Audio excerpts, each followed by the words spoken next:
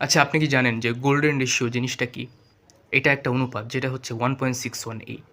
প্রকৃতিতে যত সুন্দর জিনিস আপনি দেখতে পারছেন বা আল্লাহ প্রদত্ত যে সৃষ্টিগুলো যেমন হচ্ছে মানুষ, ফুল বা পাখি, গ্যালাক্সি এগুলো কিন্তু প্রত্যেকটি 1.618 এই অনুপাতটা ধারণ করে বলে এগুলো দেখতে খুবই সুন্দর আমাদের চোখে।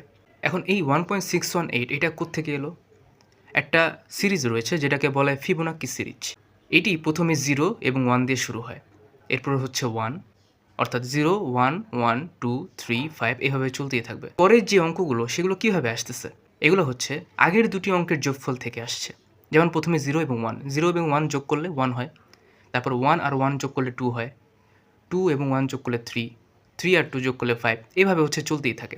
এখন এই যে একটা সিরিজ, এই যে একটা ধারা, এখান থেকে একটা জ্যামিতিক প্যাটার্ন চলে আসে যেটা দেখতে স্পাইরাল হয়। এই স্পাইরালের খুব সুন্দর উদাহরণ হচ্ছে সিশেল।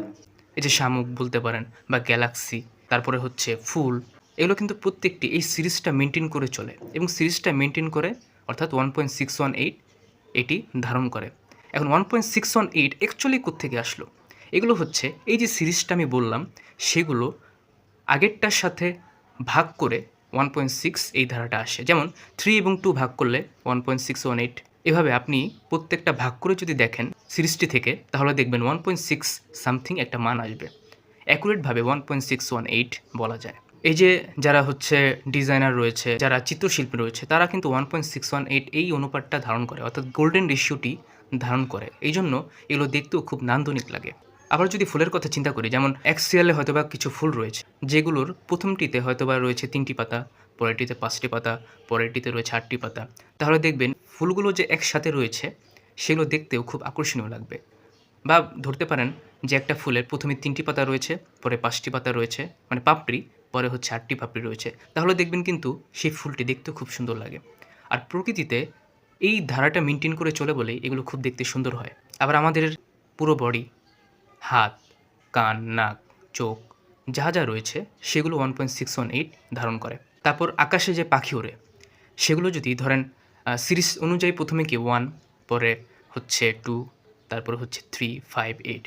প্রথম একটা রোতে প্রথমে হচ্ছে একটা পাখি রয়েছে, পরেরটিতে রয়েছে 2টো পাখি, পরেরটিতে 3টি, পরেরটি 5টা, পরে হচ্ছে 8টা।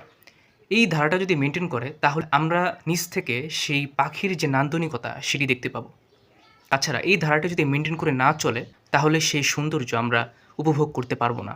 প্রকৃতিতে প্রত্যেকটা সৌন্দর্যের পিছে এই গোল্ডেন রেশিও বা ফিবোনাক্কি সিরিজের একটা বড় অবদান রয়েছে। ধর্মের ভিত্তিতে যদি আসি তাহলে এই যে 1.61 থেকে যে 1 বললাম সেই 1 মানে হচ্ছে একজন রয়েছেন এর পিছে, যিনি হচ্ছেন আল্লাহ তাআলা।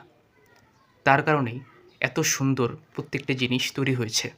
নাস্তিক যারা রয়েছেন তাদের ক্ষেত্রে বড় একটা উদাহরণ দেওয়া যেতে পারে যে 1.618 থেকে। আমি যদিও ভালো বলতে পারবো না, বাট যারা হচ্ছে খুব জ্ঞানী বা হচ্ছে যারা খুব পড়াশোনা করেছেন তারা এই গোল্ডেন রেশিও থেকেও খুব ভালো ব্যাখ্যা তারা দিতে পারবেন। তো এটাই ছিল গোল্ডেন রেশিও সম্পর্কে আমার যতটুকু জানা ছিল তা আমি আজকে আপনাদের বললাম।